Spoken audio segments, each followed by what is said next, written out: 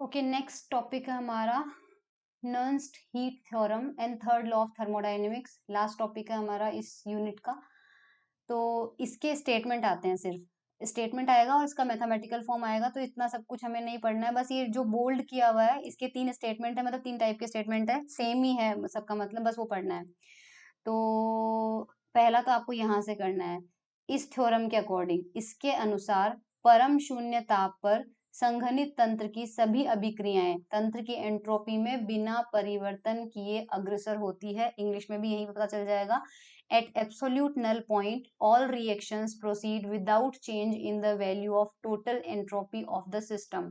कहने का मतलब है कि अगर हमारे पास 0 केल्विन टेम्परेचर है, 0 केल्विन टेम्परेचर पर कोई सी भी केमिकल रिएक्शंस होंगी तो वो बिना एंट्रोपी में चेंज किए प्रोसीड होगी। करेक्ट। और इसे ही ऊष्मागतिकी का तीसरा नियम भी कहते हैं, थर्ड लॉ ऑफ थर्मोडायनेमिक्स के रूप में भी कहते हैं। तो इस नियम के अनुसार फिर सेकंड यहां से आता है, अगर तंत्र परम शून्य ताप पर है तो इसकी एंट्रोपी जो होगी वो सार्वत्रिक नियतांक होगी और सुविधा की दृष्टि से इसे शून्य के बराबर मानते हैं। तो ये दूसरा स्टेटमेंट भी आपको एग्जाम में लिखना है। If a system is at absolute zero, its entropy will be a universal constant and for convenience it may be taken to be zero। तो जब कोई सिस्टम 0 केल्विन टेम्परेचर पे होगा तो हम उसकी एंट्रोपी यूनिवर्सल कांस्टेंट मानते हैं और वो वैल्यू कितनी मानते हैं, 0 मानते हैं। तीसरा तरह का क्या है, परम शून्य ताप पर ठोस या द्रव की एंट्रोपी शून्य होती है, वही बात हो गई। The entropy of a solid और liquid is 0 at absolute 0 of temperature, ये हो गया।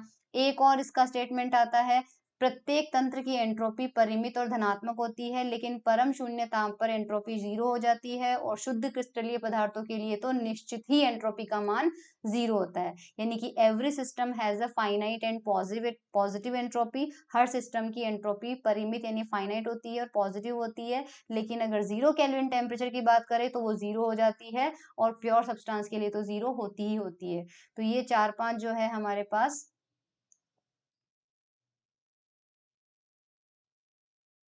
ये हमारे पास हो जाएगा। इसके बाद हमारे पास ये 3 स्टेटमेंट इसके आ जाएंगे। इसका मैथमेटिकल फॉर्म यहाँ पे बस आपको इतना सा देखना है। मैथमेटिकली क्या करना है, देखो, मैथमेटिकली हिंदी वालों को भी यही लिखना है। मैथमेटिकली इसका मतलब हम ये लिख सकते हैं कि जो एंट्रोपी होती है, तो मैथमेटिकली देखो इसका मतलब क्या हुआ, इसका मतलब जो एंट्रोपी है अगर वो टेम्परेचर का फंक्शन है तो जैसे ही हम उसका टेम्परेचर 0 करेंगे तो 0 केल्विन टेम्परेचर पे एंट्रोपी क्या हो जाएगी, 0। यानी कि ये वाला जो एक्सप्रेशन है वो ट्रू हो गया। और हम जानते हैं सेकेंड लॉ से डीएस की वैल्यू जो होती है वो कितनी होती है, डी क्यू बाई टी होती है। और हम जानते हैं सीपी जो होता है वो कितना होता है, D Q by D T होता है। तो यहाँ से हम डी क्यू को क्या लिख सकते हैं, CP D T upon D. Correct, ये हो गया। अब दोनों साइड में इंटीग्रेशन कर देते हैं, तो इधर इंटीग्रेशन करेंगे। करेक्ट, तो इधर इंटीग्रेशन करेंगे तो हमारे पास कितना आ जाएगा, सपोज ये 0 केल्विन पर है और ये टी, तो एंट्रो इसकी लिमिट लगाएंगे तो s at t minus s at 0। तो ये s at t minus s at 0 left hand side में हो जाएगा और इधर इंटीग्रेशन लगाएंगे तो ये 0 से टी टेम्परेचर तक हमने इंटीग्रेशन लगाया और ये डी टी बाई डी हो गया। यहाँ से एस टी की वैल्यू निकालेंगे तो कितना हो जाएगा, एस 0 प्लस, यानी कि S0 जो है वो 0 ताप पर एंट्रोपी का मान है जो कि काल्पनिक राशि है और 0 से t के बीच में Cp बाय Ct का सदैव धनात्मक मान होता है। इसका मतलब S किसी भी टेम्परेचर पर जो एंट्रोपी की वैल्यू होगी वो 0 केल्विन से तो ज्यादा ही होगी। तो थर्ड नियम से हम कह सकते हैं, और थर्ड नियम कहता है शुद्ध क्रिस्टलीय पदार्थों के लिए 0 केल्विन पर उसका मान कितना होता है, 0 होता है। तो S0 जो होता है यानी 0 केल्विन पर एंट्रोपी का मान क्या होगा, 0। तो इस कंडीशन में ST का मान कितना हो जाएगा, ये। तो इस तरह से इस फॉर्मूले से हम क्या कर सकते हैं, किसी भी टेम्परेचर पे एंट्रोपी का मान निकाल सकते हैं। बस यही है हमारे पास में। इंग्लिश में दिखा देती हूँ, ये वाला एक्सप्रेशन हमने अभी अभी लिखा था, ठीक है। उसके बाद ये लिखा था, उसके बाद हम यहाँ तक आए थे इंटीग्रेशन करके,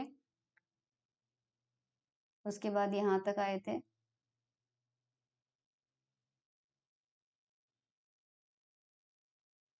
एंड दैट्स इट। बस यहीं तक करना था। ये नर्न्स्ट हीट थ्योरम हो गई या ऊष्मागतिकी का तीसरा नियम, दोनों ही पूछे जाएंगे तो आपको यही पर लिखना है। और एक टॉपिक और बचता है इसके अंदर, वो जस्ट अ मिनट, हाँ, ये कई बार एग्जाम में पूछा जाता है कि explain quest for absolute zero temperature, परम शून्य ताप की खोज।